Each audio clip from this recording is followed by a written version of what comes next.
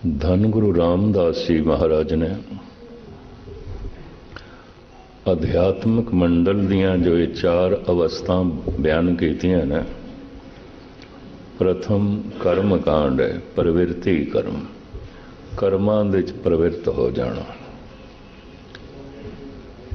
सिख जगत दे सिख धर्म दे विच कर्म अमृत वेले उठना, बाणी पढ़नी, गुरुद्वारे आवना, कथा कीर्तन सुनने और गुरु की दीक्षा शिक्षा के मुताबिक ककार धारण करना इत्यादि सारे दे सारे शरीरक कर्म है। कर्म कांड दे भीड़ मिलेगी। शरीर नूं करीबन करीबन बेशतर दुनिया राजी कर लेंदी है बई ये तू कर। मन भावें पूरा करे भावें ना करे, शरीर नूं ते राजी कर लेंदे ने। शरीर आ गया गुरुद्वारे बैठ गया, हुण मन बैठे भावें ना बैठे। इनू कर्म कांड कहते ने। ये कर्म कांड बहुत लंबे समय तक चलता रहे और इसे ची मनुख रुक जाए तो इनू बाबा फरीद कहते ने ते पानी की मरी हुई खेती हो गई। पानी ते सी हरा भरा करने वास्ते पानी च मर गया। रुकिया होया पानी जैसे गदला हो जाता है, कर्म कांड दे च रुकिया होया मनुख धार्मिक कर्म करदे होया भी कठोर बनिया रहिंदा है, अनर्थ करता रहिंदा है और कई दफा बाकी दुनिया लई अशरधा का कारण भी बनता है।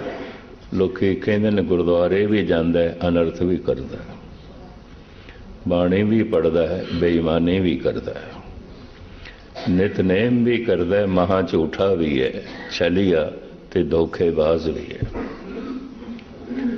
कारण शरीर धार्मिक कर्म कर रहा है, उस विच मन पूरा शामिल नहीं है। कर्म करदियां करदियां करदियां करदियां एक दिन कर्म तो मनुख की सुरत उच्ची उठती है। वो जो कर्म पहले शरीर कर रहा सी, हुण इस विच मन भी शामिल हो गया। मन दे शामिल होंदियां मन दे मरण का जिहड़ा भय है ये दूर हो जाता है और उस दे अंदर अनाहत का शब्द सुनाई देन लग पैंदा है।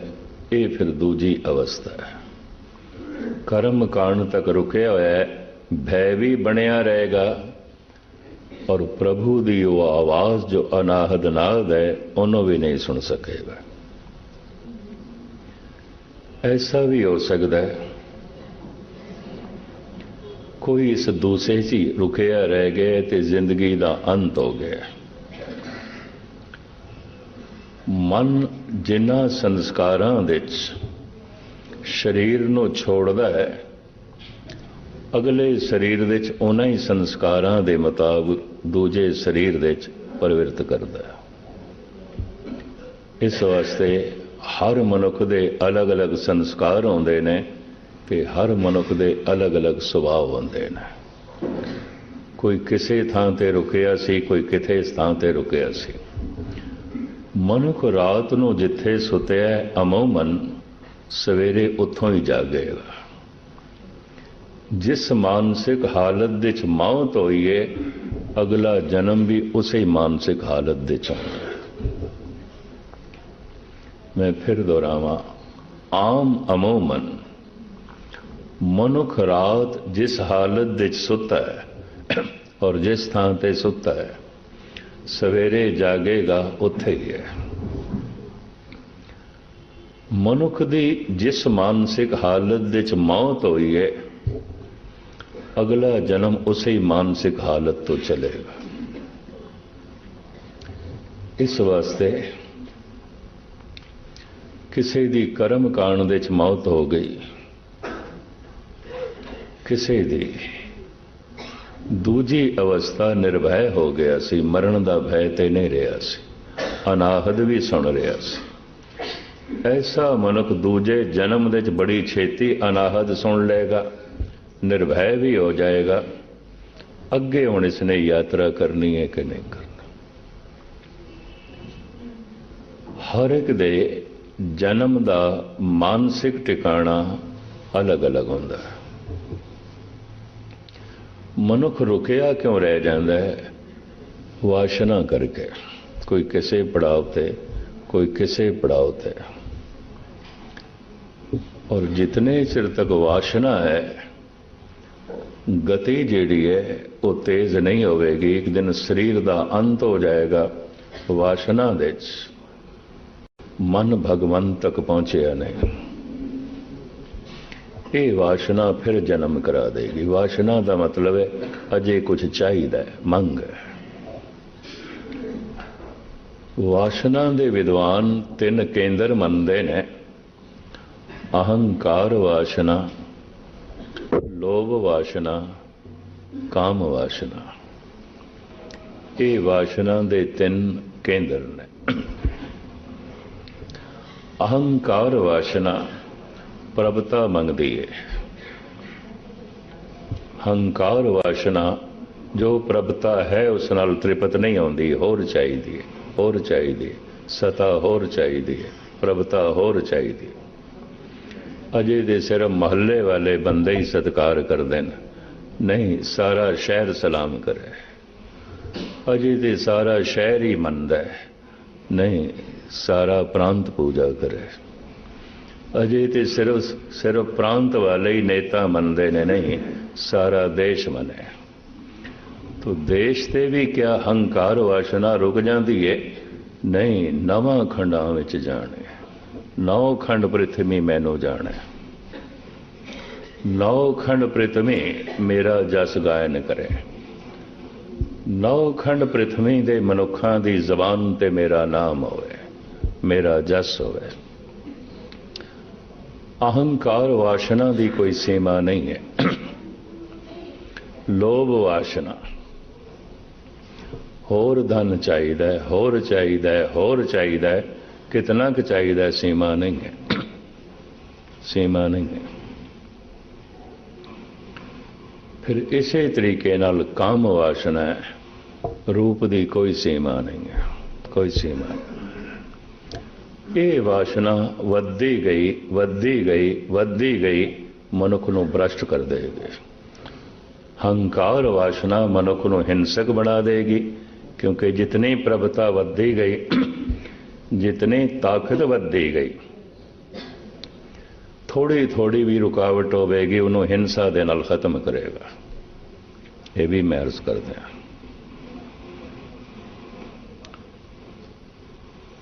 ਔਰ ਐਸਾ ਸਾਰੇ ਸੰਸਾਰ ਵਿੱਚ ਦੇਖਿਆ ਗਿਆ, ਕੋਈ ਹਿੰਸਾ ਨਾਲ ਖਤਮ ਕਰੇਗਾ। ਇਹ ਗੱਲ ਵੱਖਰੀ, ਉਹਦੇ ਕੋਲ ਸਤਾ ਹੈ, ਇਤਨੀ ਵੱਡੀ ਚਾਦਰ ਹੈ, ਉਹਦੇ ਸਾਰੇ ਜ਼ੁਲਮ ਛੁਪ ਜਾਣਗੇ, ਚਾਦਰ ਦੇ ਵਿੱਚ ਹੀ ਛੁਪ ਜਾਣਗੇ, ਦਿਖਾਈ ਨਹੀਂ ਦੇਣਗੇ। ਜੋ ਕਮਜ਼ੋਰ ਮਨੁੱਖ ਹੈ, ਕਿਧਰੇ ਇੱਕ ਮਨੁੱਖ ਦਾ ਕਤਲ ਕਰ ਦੇਵੇ, ਕਾਤਲ ਹੈ। ਪਰ ਜੋ 2.5 ਕਰੋੜ ਬੰਦਿਆਂ ਦਾ ਕਤਲ ਕਰ ਦੇਵੇ, 3 ਕਰੋੜ ਬੰਦਿਆਂ ਦਾ ਕਤਲ ਕਰ ਦੇਵੇ, ਉਹਨੂੰ ਕੋਈ ਕਾਤਲ ਨਹੀਂ ਕਹਿੰਦਾ। ਮਾਓ ਸੇ ਤੁੰਗ ਨੂੰ ਡਿਕਟੇਟਰ ਕਹਿੰਦੇ ਨੇ, ਹਿਟਲਰ ਨੂੰ ਹੁਕਮਰਾਨ ਕਹਿੰਦੇ ਨੇ। 3 ਕਰੋੜ ਬੰਦਿਆਂ ਦਾ ਕਾਤਲ ਹੁਕਮਰਾਨ ਹੈ, ਡਿਕਟੇਟਰ ਹੈ। ਇੱਕ ਬੰਦੇ ਦਾ ਕਾਤਲ ਕਾਤਲ ਹੈ। ਇਹ ਕਾਤਲ ਕਿਉਂ ਹੈ? ਇਹਦੇ ਕੋਲ ਇਤਨੀ ਵੱਡੀ ਚਾਦਰ ਨਹੀਂ ਕਿ ਇਹਦਾ ਕਾਤਲਪਣਾ ਛੁਪ ਜਾਏ ਤੇ ਹੁਕਮਰਾਨਪਣਾ ਪ੍ਰਗਟ ਹੋ ਜਾਏ। 3 ਕਰੋੜ ਬੰਦਿਆਂ ਦੇ ਕਾਤਲ ਵੀ ਹੁਕਮਰਾਨ ਕਹਿਲਾਂਦੇ ਨੇ, ਕਾਤਲ ਨਹੀਂ ਕਹਿਲਾਂਦੇ। ਜੈਸੇ ਹਲਾਕੂ, ਚੰਗੇਜ਼ ਖਾਂ, ਹਿਟਲਰ, ਮਾਓ ਸੇ ਤੁੰਗ, ਔਰੰਗਜ਼ੇਬ ਨੇ ਤੇ ਆਪਣੇ ਤਿੰਨੇ ਭਰਾ ਵੀ ਕਤਲ ਕਰ ਦਿੱਤੇ ਸਨ। ਆਪਣੇ ਪਿਓ ਨੂੰ ਵੀ ਤੜਪਾ ਤੜਪਾ ਕੇ ਮਾਰਿਆ। लेकिन फिर भी औरंगजेब आलमगीर, लोकी उसनों जहां पनाह बादशाह सलामत कहते सन। बाकियां दा जो उसने कतल किया शायद आपनों पता होवे, उन्हें 14 सूफी फकीर भी कतल किए सन। मन्ने परमन्ने 14 सूफी फकीर क्यों कतल किए? उन्होंने दारा दे पक्ष दे दुआ की सी बई ए खुदावन ताला बादशाहत इनों देवी, क्योंकि दारा फकीरां दी सोबत विच रहिंदा सी, शायर तबीयत से, कोमल हिरदे दा मालिक से और इंसाफ पसंद से। रोज़ सूफियां कोल जाके बैठदा सी, जिन्हों कहंदे ने सतसंग करना, उन्हां कोल विचार सुनदा सी। तो उन्हां सूफियां ने दारे दे हक दे दुआ की थी।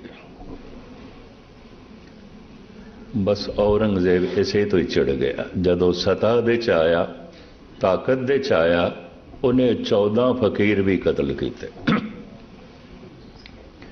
3 भरा भी कतल किए।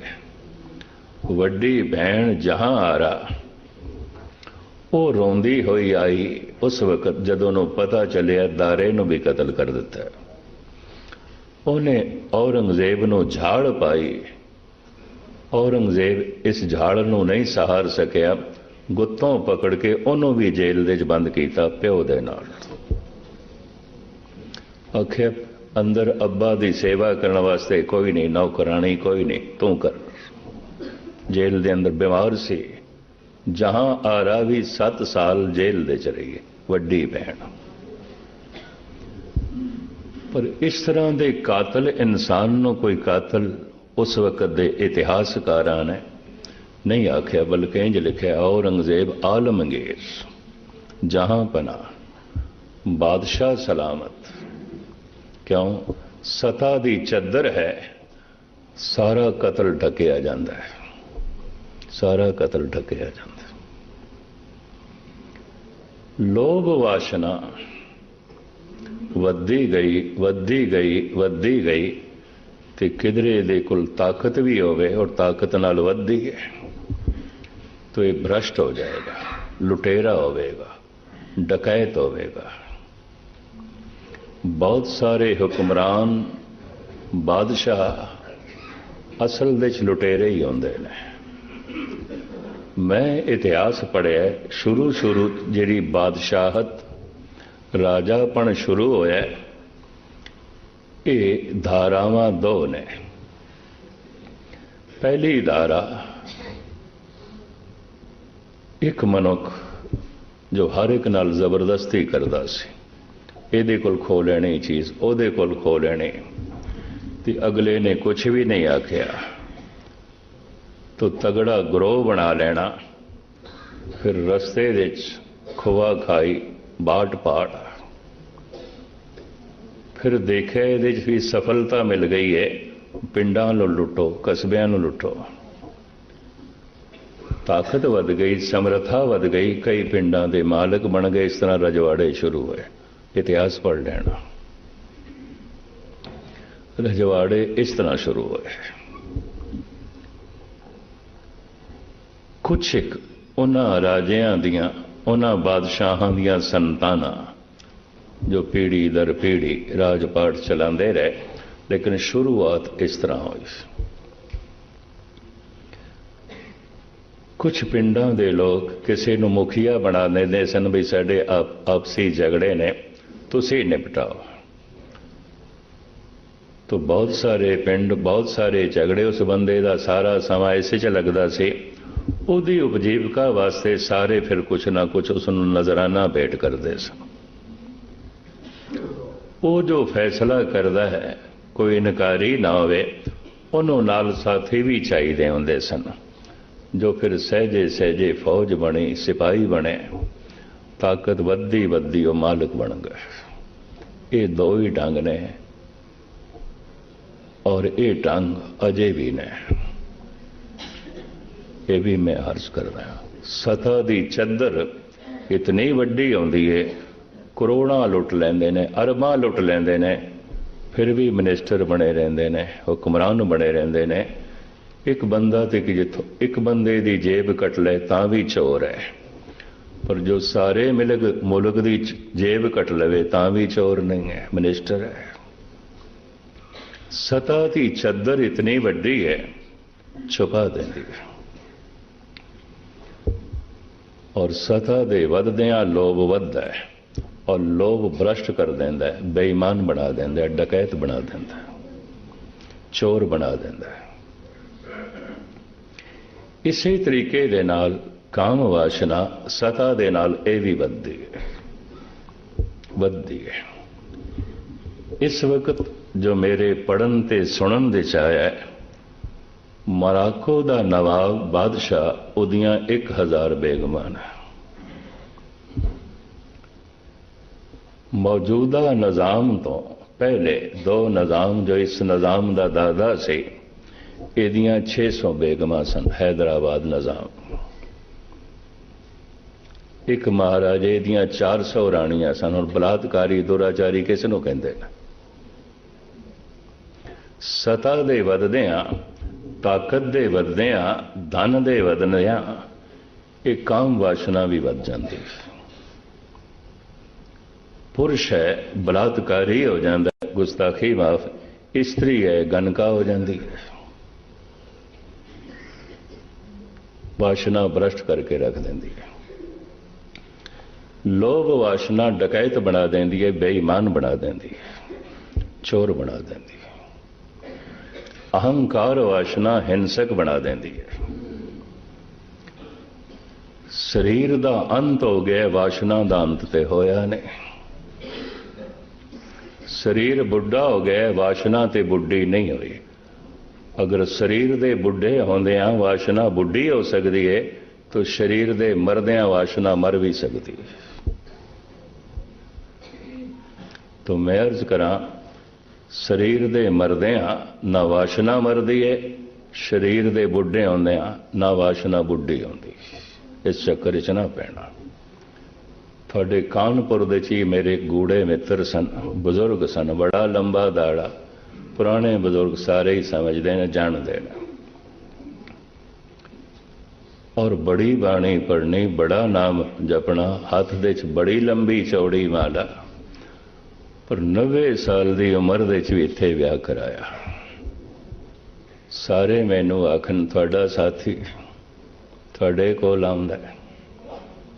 उन्हें कबूल कर लिया सी। मस्कीन जी, भावें मेरा तन बुढ़ा है, मेरी वासना बिरद नहीं है। मैं कि तुसी सच्चाई कबूल कर ली, वरना बथेरियां दा यही हाल होंदा है, यही हाल होंदा। गुस्ताखी माफ, शरीर बिरद हो जाता है, वासना बिरद नहीं होती। शरीर मर जाता है, वासना नहीं मरती। चाहे वासना अहंकार वासना है, चाहे वासना लोभ वासना है, चाहे वासना काम वासना है।